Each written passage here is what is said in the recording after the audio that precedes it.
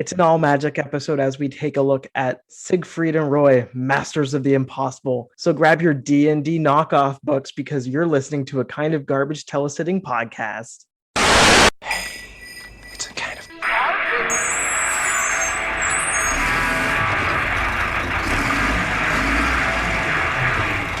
Welcome everyone to Telesitting. Today we're talking about the magic duo cartoon series of Siegfried and Roy, Masters of the Impossible. I'm Adam Bishop and I'm joined by Cody Andrews? Cody. I don't know if you know this, but we watched the entire series. Yeah, I know. It says it's only 4 episodes, but we watched it on YouTube and it was broken into 6 parts, which This was I saw this when I was a kid and I was so fucking confused.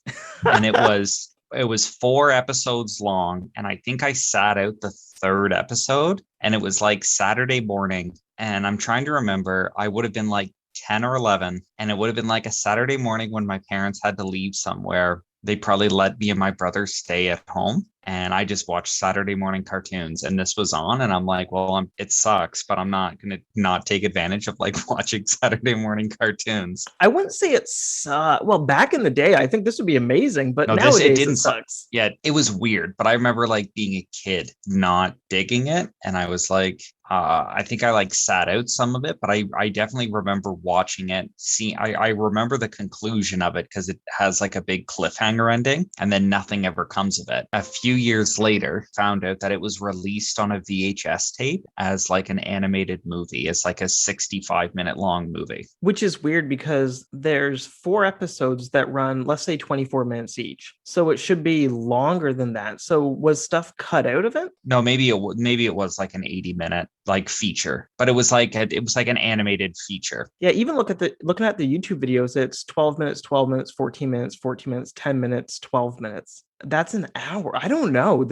Maybe Yeah, there's stuff missing, or there were just a lot of commercials for toys.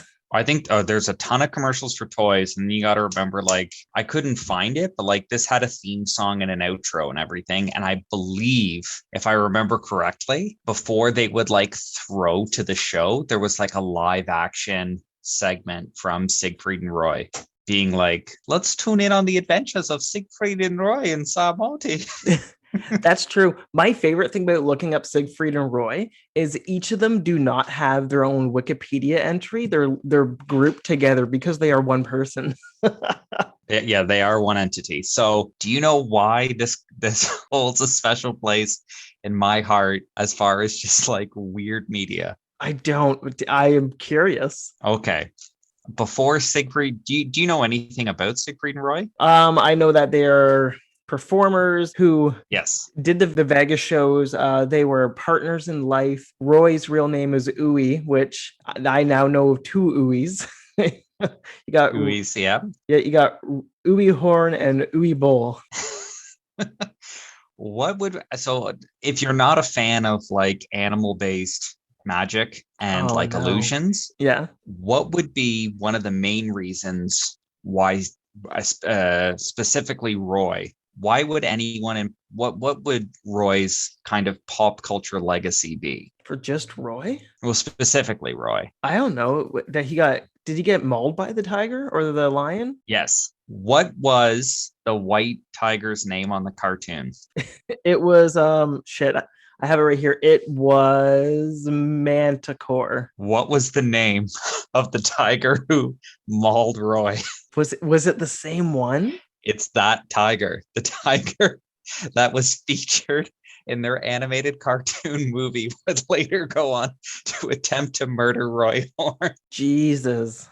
How wild is that? That's crazy. So I guess we should start at the beginning. A little background information. Siegfried and Roy they were German magicians who were kind of some of the original like big name draws to Las Vegas. I think they were like the biggest act in Las Vegas for quite a while. They're like very flamboyant and over the top. They basically how they look in the animated movie is how they look in real life. They wear capes and very, pillowy silk shirts. They're just like they were like a very outlandish act. I think it kind of fell to the wayside eventually. Like I think they just kind of became kind of camp, or it just kind of became like one of those cliche things to do in Las Vegas, like go see Siegfried and Roy. They still had a fan base. They still made tons of money, sold out shows all the time. Most of their magic was animal based. Like they were one of those things where like it's what was that Netflix show that came out last year, Adam? The Oh, yeah, it was Tiger King. Yeah, they were kind of like Tiger King. Like no one really looked into it too much because I don't think anyone really knew enough about it. But like Siegfried and Roy they owned exotic animals in Las Vegas that are not native to Las Vegas, nor are they accredited zoologists or anything that like they probably should not be looking after exotic animals, especially if you were to look at like some interviews with them. They lived with the tigers. Like the tigers lived with them in a mansion in Las Vegas, which is not a tiger's native habitat. Just roaming around the streets, right? Not even the streets. No, Like probably just in a cage. I don't even think in a cage, man. Like they lived in like a gated compound. And if you look up pictures of it, it's like this very gaudy mansion in Las Vegas that they lived in. And it was all gated so that like as soon as you enter the property, it's like the tigers can go wherever they want. I'm surprised there wasn't like a Roar 2 just made about their lives. Yeah, and then this kind of becomes reading about them after you gain some insight. I'm assuming anyone who's listened has watched or at least heard of Netflix Tiger King. There was a Louis Theroux Wild Weekend of his BBC show where he went and actually this is pretty interesting too. But the documentary filmmaker Louis Theroux did it. He actually hung out with Joe Exotic, or the Tiger King guy. He hung out with him like years before they filmed Tiger King and filmed like a show with him. And it like he is that guy. Like he is literally the same crazy guy. But especially after the Netflix show, I think it kind of shows insight that like if you have money or property, or I guess you live in certain parts of America where you can like exercise these freedoms, like there isn't really any government oversight into like stopping you from just owning 100 tigers. Which is crazy. Yeah, it's still an insane thing to say out loud that you're allowed to own 100 tigers, and just because of like insane lobbying, no lawmaker really wants to get involved with it because you can call yourself like a concert, because the animals are endangered, and there's also the trading of these animals is like a multi-million-dollar criminal empire of like trading and breeding and selling exotic animals. So these people who own all these animals claim to be like conservationists, and they claim to say like, why would you get rid of my animals? Like these tigers are endangered and I own 50 of them, and they're super safe with me. And then no lawmaker wants to be like, okay, well, I don't want to kill 50 endangered animals that aren't native to Las Vegas, and these animals can't go back to the wild because they've been domesticated. So no lawmaker wants to like touch it. But then no one also wants to address the fact that like, how are Siegfried and Roy or Joe Exotic or any of these people, like how are they getting all these tigers? Like obviously like it's not like on the up and up how this like whole industry is being performed. It's just it's all about the money. You got money, you can get a tiger, as we all found out. Yeah, so Siegfried and Roy, I'm trying to figure out exactly. So somewhere, I think it was in the early 2000s, they spend their money on like random stuff. Like they do their Las Vegas show. They're making enough money that like that's kind of what they do. At some point, they somehow either it was Dick that did the animated show. So someone obviously pitched them on the idea of like, can we take the concept of your magic act in Las Vegas and turn it into like a children's TV show? And the insane thing is, according to their filmography, this was the first the first project that they did outside of like their performances. This is the Yeah. first movie TV show that they ever did. And the bizarre thing is this show was broadcast over a 4-month span, which means you had one episode a month. So it wasn't like you would tune in 4 Saturdays in a row to watch this. You have to turn in one day, 1 month for 4 months. So I can see why kids probably didn't get attached to it, because they're like, oh, I can't wait for the next episode. When is it? Oh, a Yeah, month? I couldn't tell you. But I did a bit of research too, and I found out that like the whole Sarmati thing was like that's actually from their act. Like I think it was Siegfried. Like that was one of his like one of like the titles that he called himself was like the master of Sarmati, and they like said that like their illusions and magic came from the mythical land of Sarmati, which is it's just like to sell the act, right? Like it's all just a performance. So obviously someone was like, this is incredible. Like, why are you not like, can we do a TV show where it takes place in like a very generic version of like medieval fantasy? So now getting into the show, like the show is who's all in this show? You have Rumpelstiltskin, King Midas, Grendel from fucking Beowulf. Yeah, didn't they call it a Beowulf too? They might have, yeah. Yeah, because even I'm like, did they say Beowulf? And then they kept on calling it Grendel. Yeah. And then Loki, there's a subplot involving Loki trying to capture this like these magical personifications of sin to go to war with Zeus, Yeah. not Odin. Right when I saw that, I was like, wait. Loki and Zeus, those are two different mythologies. Those They are don't two different mix. mythologies. And then there's Frigga, which is Norse mythology. So that goes with Loki. But then there's like it's Medusa's there, which is Medusa. Greek mythology. It literally, and then there was dragons and trolls and They talked giants. they talked about Humpty Dumpty as well. Yeah, like it's everything. Like it's anything that could be like summed up as like mythical to the point where it's like fairy tales even. So it'll take like Norse mythology, Greek mythology and legend, and then mash it up with like Brothers Grimm fairy tale, Humpty Dumpty shit, and Beowulf, which is don't even know the origins of Beowulf. I know it's a poem. I can't remember where it comes from. Yeah. The show starts out with the intro,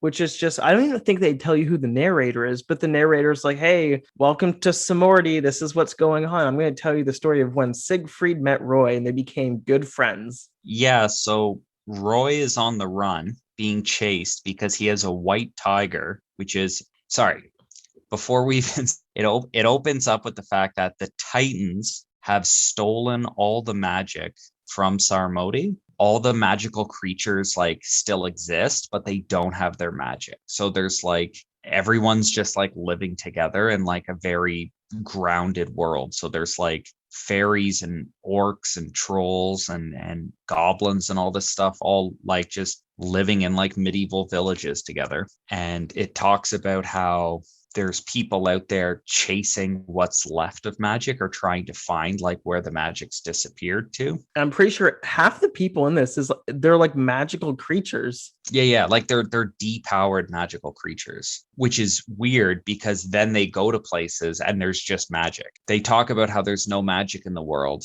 and then they're like, we need to get water from Medusa's temple, and then Medusa's like a giant snake woman with superpowers, turning like shooting lasers out of her eyes, and it's like, I well, know. that's magic, is it not? Like, at what point do we call it magic? Yeah, I wrote down that Medusa has eye lasers, and I was super perplexed by that. But then you find out that's just it's their way of showing her gaze is hitting you is with the lasers. Yes, So yeah. So Siegfried is going to a town to perform magic. Roy is being chased by people who want Manticore, his white tiger, thinking it still possesses magic. They end up crossing paths. The king of the land, so the king of Sarmoti or whatever, ends up putting like a bounty on for the tiger, and then Siegfried has to help Roy escape. So right before they meet, Roy sticks his tiger inside Siegfried's trunk. Yes. There's supposed to be a rabbit in that. So does the tiger eat the rabbit? Yeah. They never And talk then, about it, but I'm like, I'm pretty sure it ate that fucking rabbit. well, it also brings up something interesting too, is because they didn't voice themselves. They just No. like a voice actor just did German accents for them. But I thought it was interesting because I don't think, as far as I know, like Siegfried and Roy they weren't like magicians where like they're very much magicians that like helped birth the counterculture of magicians. So like Siegfried and Roy are kind of the magicians that like Chris Angel Yeah. is like rebelling against. Like Siegfried and Roy are like, we need an auditorium, we need everything painted gold, we need smoke machines and fireworks and tigers and like women wearing insane like intricate like crystal costumes and all this stuff and like swelling music, and then like so like everything's hidden and obscured, and then like that's kind of what like David Blaine and Chris Angel went against, where it was like, no, I literally just want to perform magic on the street directly in front of somebody's face so they cannot understand what's going on. So like Siegfried and Roy like are very much, because like they're not, well, both of them have passed away. Yeah. R.I.P. Much love. Yeah. But like they're very much like the what people would imagine of like very over the top Las Vegas magicians. So did you recognize the voice of the bartender in this? I did. That's Brad Garrett. I recognized a few voice actors in this just from like them doing voices for other cartoons when I was a kid. I did try to find some information on this show. It's very hard. Yeah, even the like IMDb has a list of people who were in it, but it's like what role did they play? And it's just like, I don't know. Yeah, it says all of it says uncredited. Even and then Siegfried and Roy, they don't get credits for their live appearance for all the parts of the beginning and the end of the show. Yeah, it's very weird. And then also they have Rumpelstiltskin is their sidekick, Yep. who's just like cracking jokes all the time. Which yeah, like they're not very.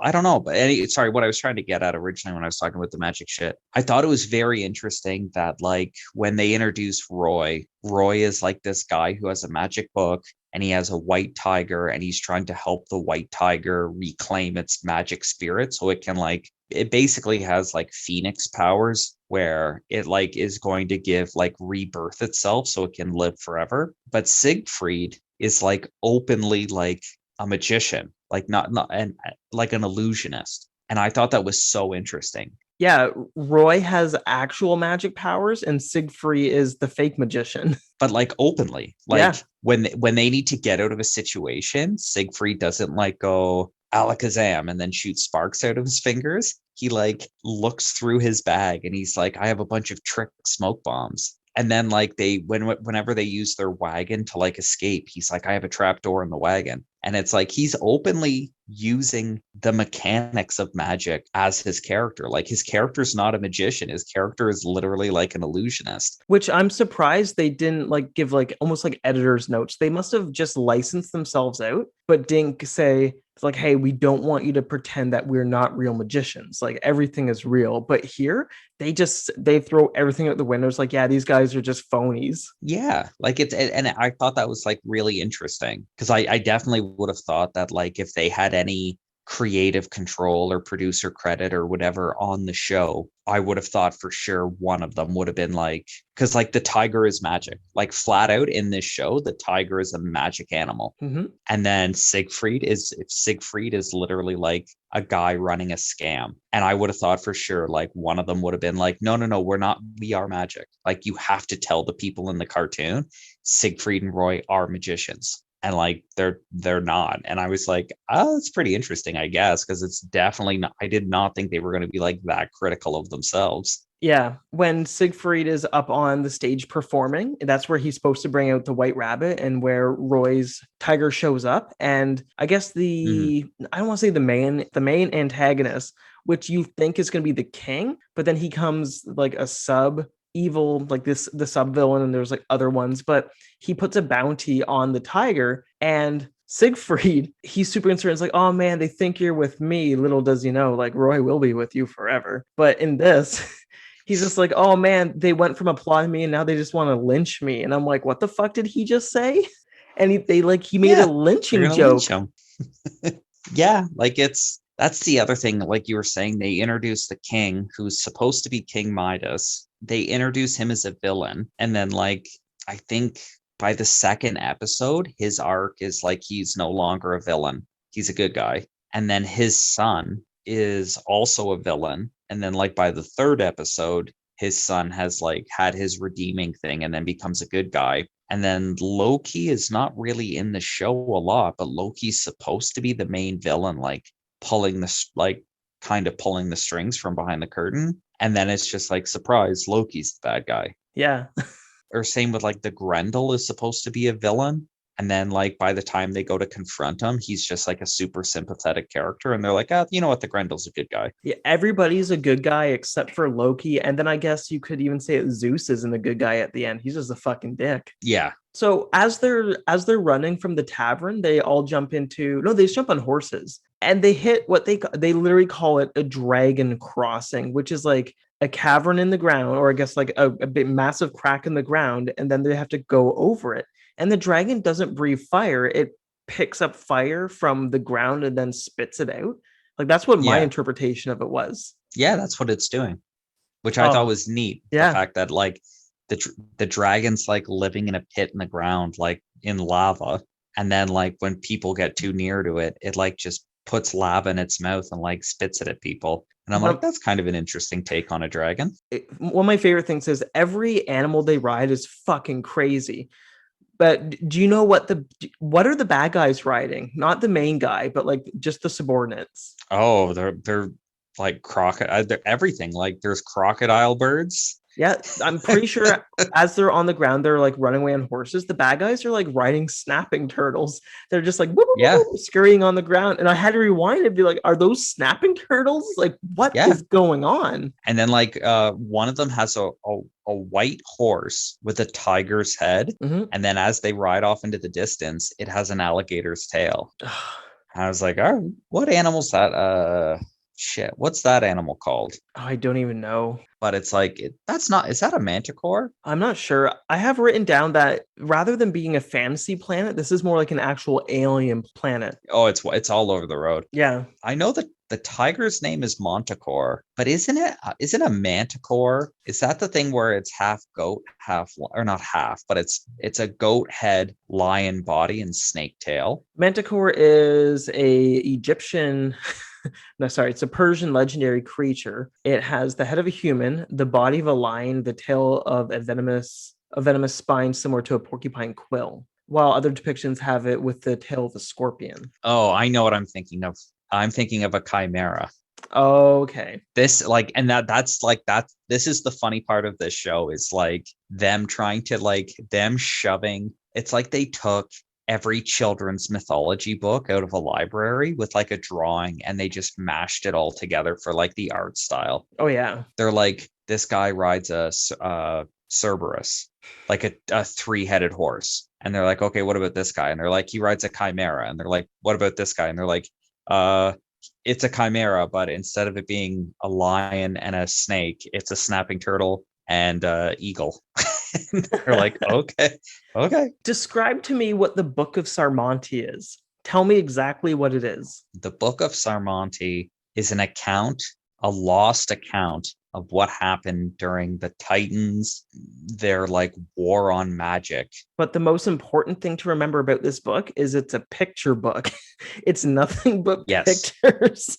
Where it's just pictures. when they open it, like there is a few pages where you can see writing, but it's all like pictures. And then I guess it evolves over time where like new chapters are put into it that Roy, yeah, I had to write down which is which because I fucking can't tell they're both the same person. But that Roy's Mhm. like, I've read this book over and over again. I've never seen this chapter. So it's like an evolving book that has also pictures in it as well, kind of like I don't know, the pages from Harry Potter, which J.K. Rowling, naughty, naughty. I know where you got your ideas from.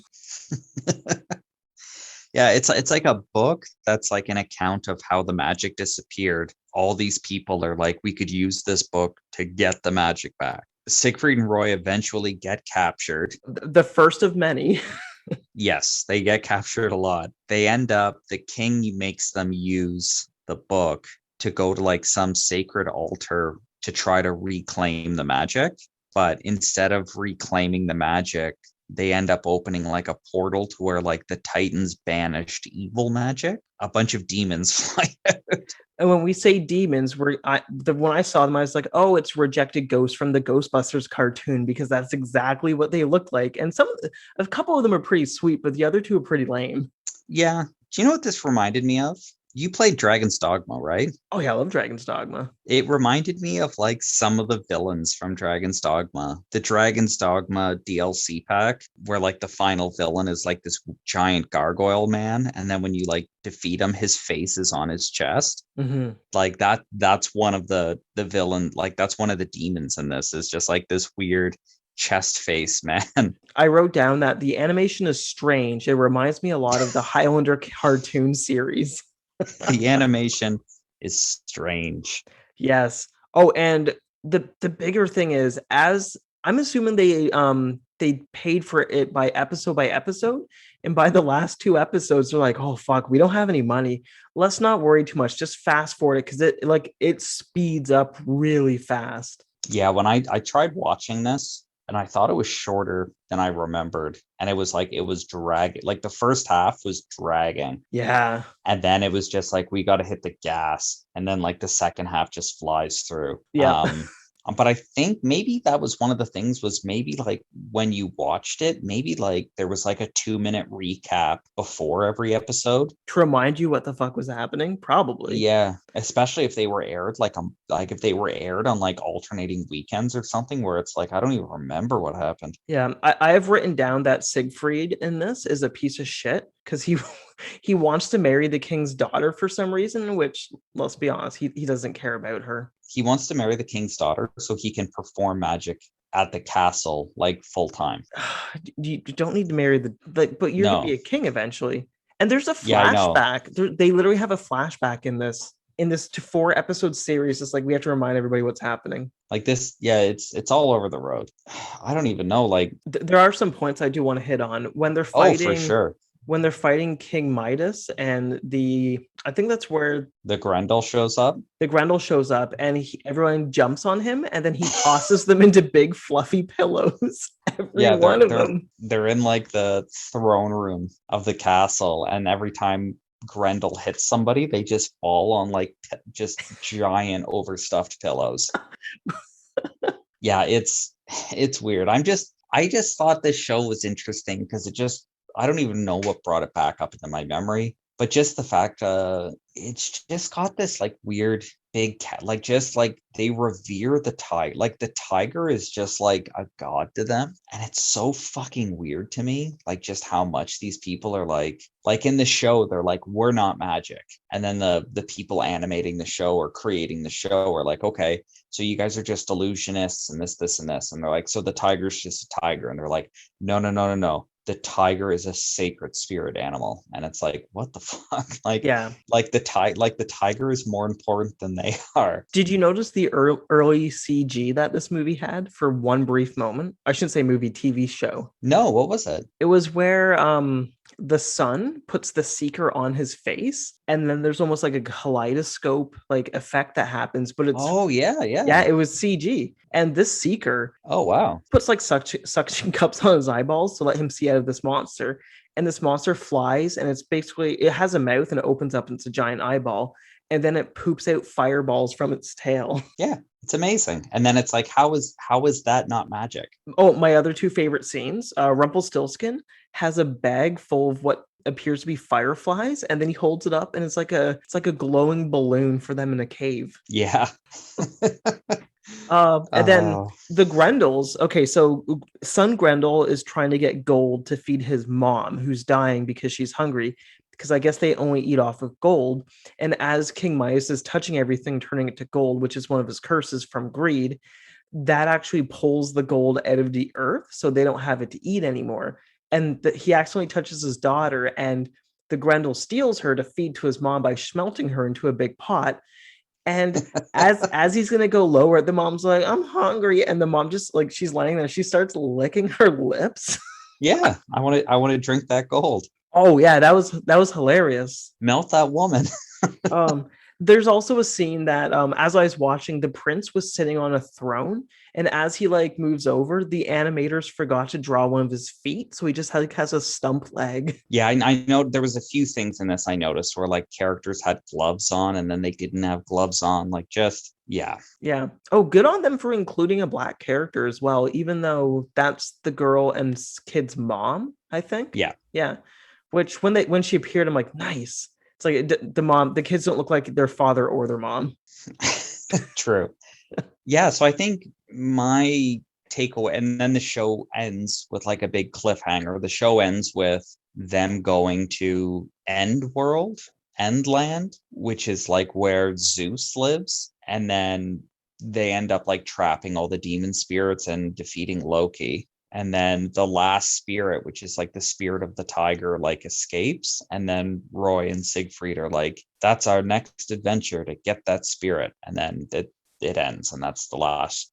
That was like the end of the show. Which was bizarre because Manticore it gets its wish to be a baby again, then absorbs the baby, I think, to make itself live again for a long time. Yeah, the gimmick is when Montecore has the spirit, it can shapeshift, and the whole gimmick is that Montecore can just keep shapeshifting into a younger tiger so it can live forever. But it's lost the spirit, and now it'll eventually die if it doesn't get it back. So Roy and Siegfried are going to help this tiger live forever. I'm gonna put the line in right after we're done speaking, but Roy says something like, "Oh, look, the tiger left because he wants to be separated," and then they talk for a second. He goes, "Okay, let's go get it." I'm like, you just acknowledge that the spirit doesn't want to be like captured. With Numa inside her, she is enchanted once more. Numa's wild spirit wants to be free. I must continue to search for magic that will rejoin them for all time.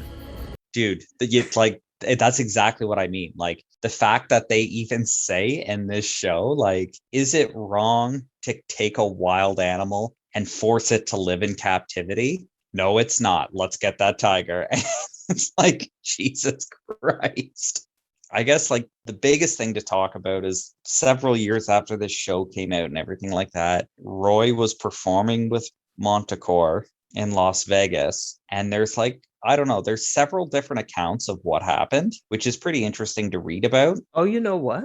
Oh, hold on a second. I'm gonna do some math. 2003 is when it happened, minus And the seven. show came out 96, 97. Yeah, so yeah, the tiger was 7 years old that attacked him. So they would have got it when this was made, or maybe they just keep on naming their tigers Montecore. Maybe. Yeah. He was performing a show, something happened, and the tiger, what did it bit his arm or something? It bit his arm, and then during the confusion, it grabbed him by the neck and then ran off stage with him. A lot of people gave like an eyewitness account of like they didn't have control of the animal and this and this and this, and it was like whatever. Siegfried and Roy came out and said that something had happened. Montecore was scared for Roy, so to protect Roy, Montecore tried to drag Roy away from danger. Someone countered that. Oh, they said Roy had a stroke. Yeah, it said that he had a stroke either before or after he was dragged off stage. So he says he had a stroke before. He said he had a stroke, and then Montecore dragged him off stage because it was worried about him. And then, like a medical examiner was like, "No, the animal bit you in the throat and the spine, and you started bleeding out, and you had a stroke." Anyways, it caused this huge thing. And then one of their animal trainers, I can't. I think the guy's name was something Lawrence. He ended up coming out and like releasing all this stuff about saying like, yo, these guys have hit tigers. They've had like a bunch of near misses with these tigers, and like this, it's really dangerous and everything else. And then they released one of my favorite statements. They said that the animal trainer was disgruntled and had life problems. Like, what does that mean? I don't know, but it's just to them like that explains it. Like this guy has life problems and he's mad at us. He just wants us to get rid of our tigers. So one of my other favorite things is there was another Siegfried and Roy show. Not cartoon, or was it a cartoon? Yes, it was a cartoon. Is that the Magic Box? No, it was an animated sitcom called Father of the Pride. Oh, is that it's CG as well? It was like a CG DreamWorks looking CG thing. Oh no. Yeah. And I think it was on for one season, but it was in development during the animal attack. And then obviously they wanted to like cancel the show. They just wanted to walk away with it and all this other stuff. So Roy Horn ended up doing like a bunch of press as part of a deal with like whatever, I don't know if it was CBS that aired, I think it was CBS that aired the show. He ended up doing a bunch of press for the show after he had gone into like seclusion after the attack. And it was part of a thing where he was like, look, if I grant interviews, like everyone all over the world is going to want to see these interviews. I'll do them on the grounds of like, we do it as part of a press tour so we can like get the show off the ground. And then they ended up coming out with that show. So like 2 or 3 years after the attack, there was a sitcom about what happens with the tiger, or it was a lion, but it's like what's going on with all the exotic animals in their mansion after the show. And like they're all voiced by celebrities. And it's just like this weird, it's kind of like a 30 Rock where it's like the magic show is like the animals' jobs. And then it's just them like bickering with one another about work. I've no interest in watching this. Oh God, no. But I just think it's so funny that, like I said at the start, like just after you watch Tiger King, and it's just like it's it, and like do you remember Tiger King? Oh yeah, it was that's what everyone talked about during first lockdown, I think. Yeah, the first lockdown, everyone went nuts over Tiger King. One of the things I'll never forget about Tiger King is like at the very, very start when they're talking to a guy who like sells snakes. He's just like, I don't mess with big cat people because those people are, he's like, if you're the kind of person who owns exotic animals, like you're a little different. Yeah. Like you're one of those people, you're a little different. But he's like, if you're one of the people that you're like, I need to own lions and tigers, he's like, you're fucked. Like you're not right in the head. And he's like, anyone I've ever met who deals with big cats, like they have they have a few screws loose. And then it just goes on and talks about like the one guy calls himself doctor in a made up profession. The other guy was like basically Scarface, like he was like a drug lord.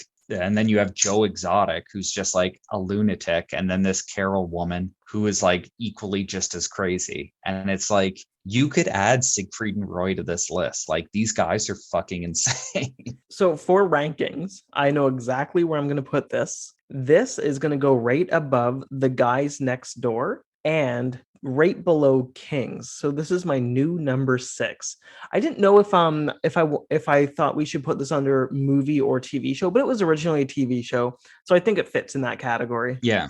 I'm going to put this as my new number 7. So just below I'm going to put this as my new number 6. So just above Out of Control and just below Guys Next Door. Yeah, Out of Control is a piece of shit. I would say this is above Guys Next Door for me. So I enjoyed Guys Next Door more than this. Guys Next Door it was funny and it had like some musical moments. This kind of dragged on. And like the only reason it really held my attention is this predates Tiger King by like 25 years. And it's just an insight into like the lunacy and like the insane world that like people who are obsessed with tigers and have money.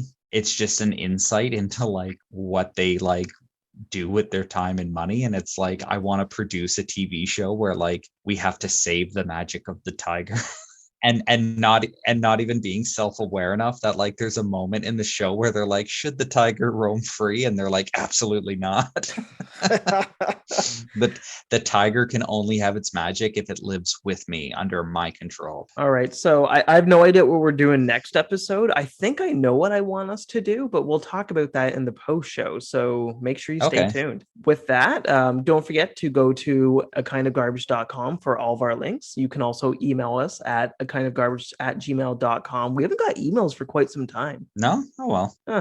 People email us. Visit us on Twitter and Instagram as well, both at A Kind of Garbage, Facebook at A Kind of Garbage Pod, as well as our Patreon, patreon.com/A Kind of Garbage, where you get a bonus episode every 2 weeks with I think it's $5 Canadian per month. Finally, you can find myself on Twitter at Presto Adam, and I also do the Hey Kids Comics radio show Friday nights at 8 p.m. Eastern Standard Time on Trent Radio 92.7 CFFF FM with Dan Martin, Chris, and Chris. Cody, where can the listeners find you? On Twitter at asyncword. With that, I'm Adam Bishop. And I'm Cody Andrews. And be dazzled and amazed with Siegfried and Roy. R.I.P.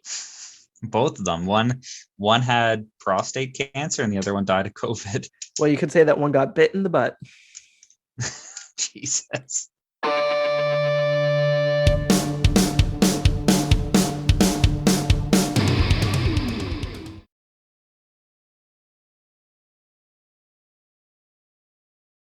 All right, so Cody, we did an episode on your favorite Canadian late night host, talk show host, J.R. Diggs, and he was kind enough to talk to us via, I guess, Instagram and a little bit on Twitter as well.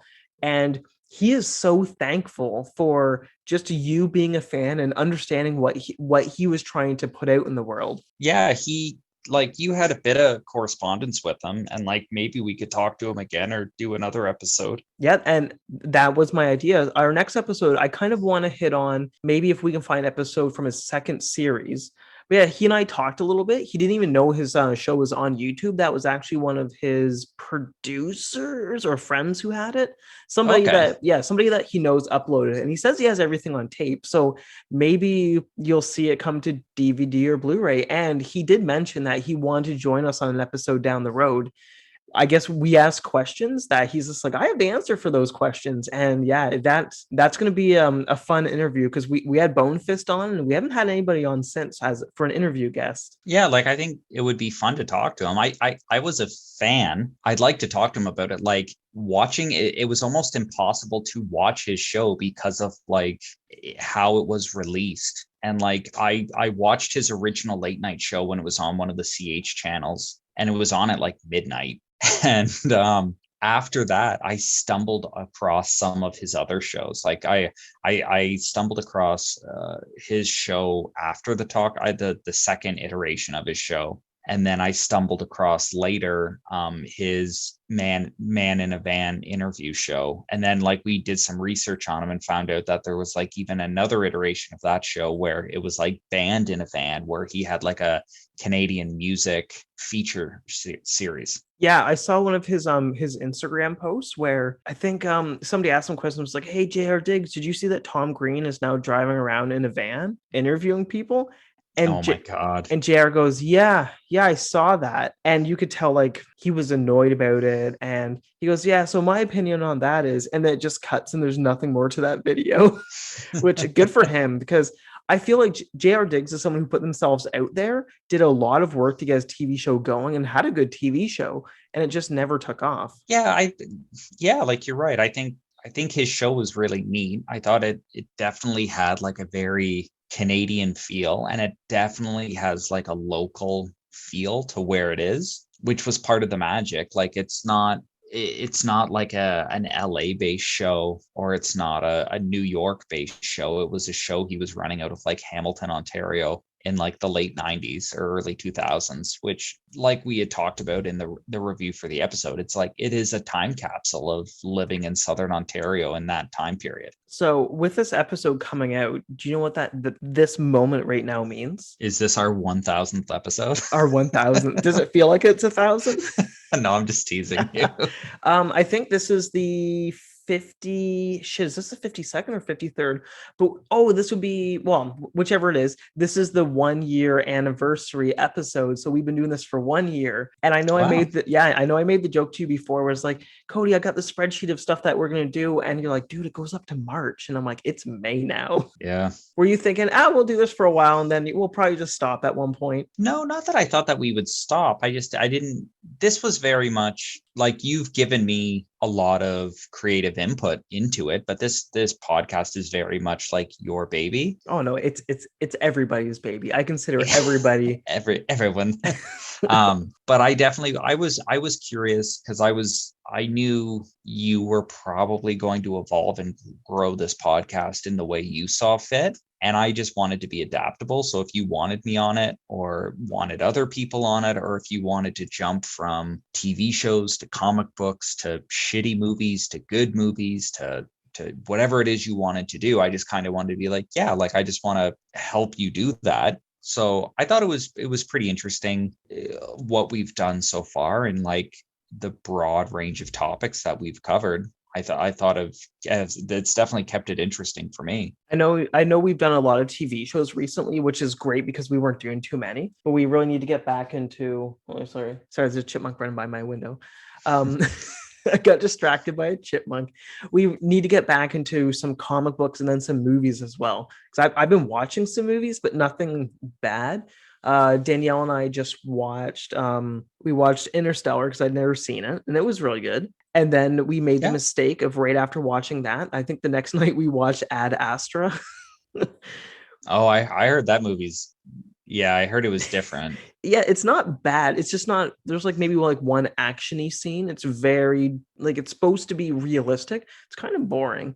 And then last night we watched Life, the 2017 movie. Have you seen that one? Is that with Ryan Reynolds and Jake Gyllenhaal? Yeah. Is that when like the it's like the alien in space and it's in like the space station? Yeah. I haven't seen it. I'm aware of what it is. I recently watched 2021's Mortal Kombat. Oh, I haven't seen that yet. Don't spoil it because I want to. I heard some weird things about tattoos, and if you kill somebody with the same tattoo as you do, you become the character. Is that true? The rough outline for the movie is that there's several people scattered around the world who have a birthmark of a dragon. Oh, okay. And that's supposed to mark you as your destiny is to become that universe or that realm's contestant for like a once in a generation martial arts tournament. Whoever can win 10 in a row can take over like that planet, which is, I guess, eventually that became the concept of Mortal Kombat. You know, I recall another movie that had two righteous dudes having tattoos that matched. One guy's tattoo said Tanakh, and he's like, I don't know what this means. Oh my god. And then the other gentleman said, I have Asmark too. And then they've stuck their butts together and you got Tenacious D. Yeah. I don't know. I the last time I played a Mortal Kombat game was, I think, Ultimate 3. Oh, wow.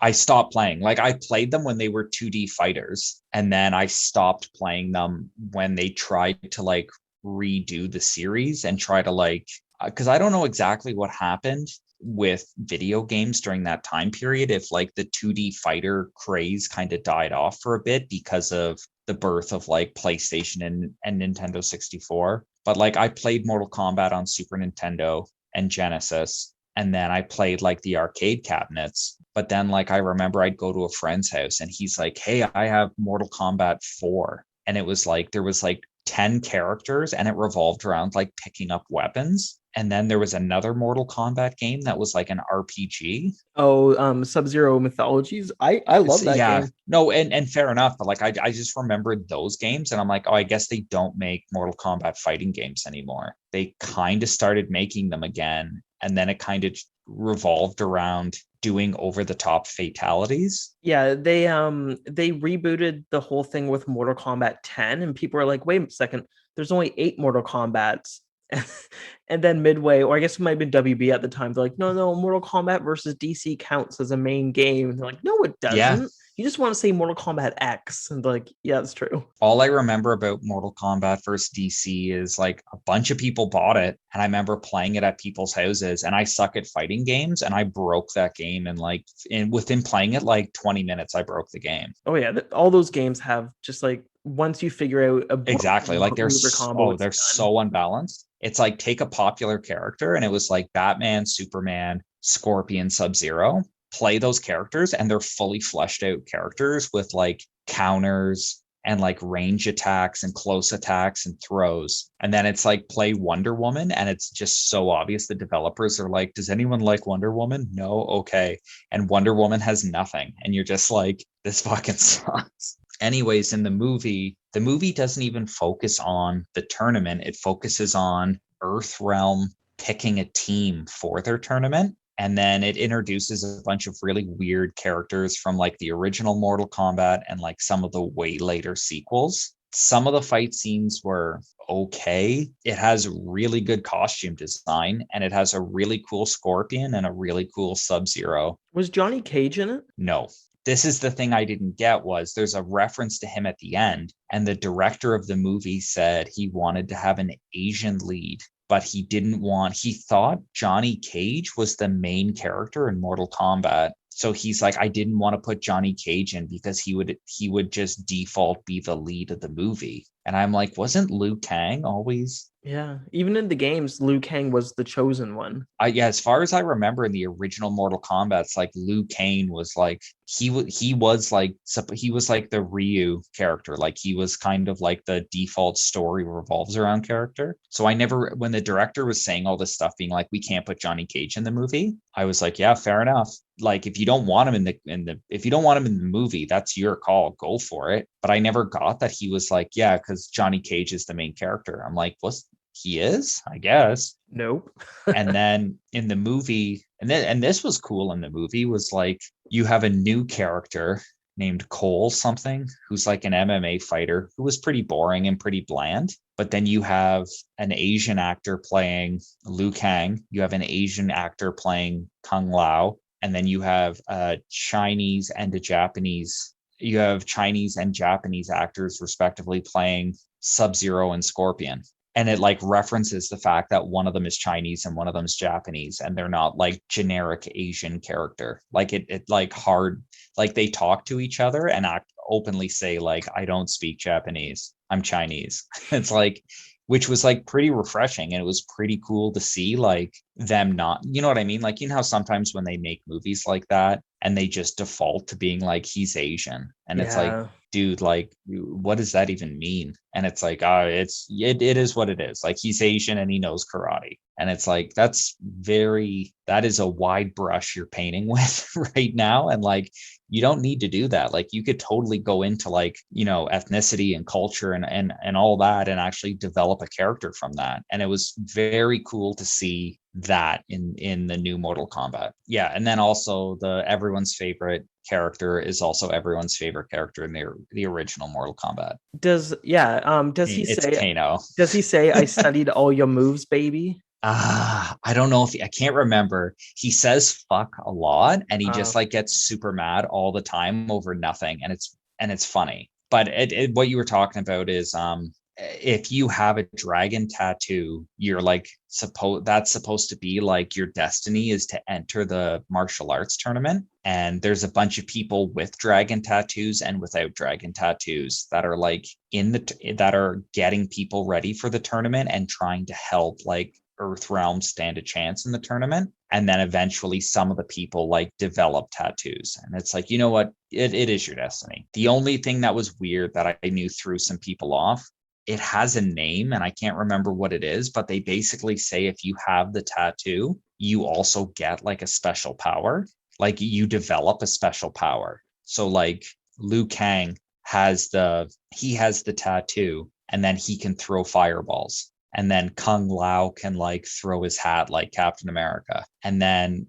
Kano doesn't have a metal eye in this movie. Yeah, I saw that.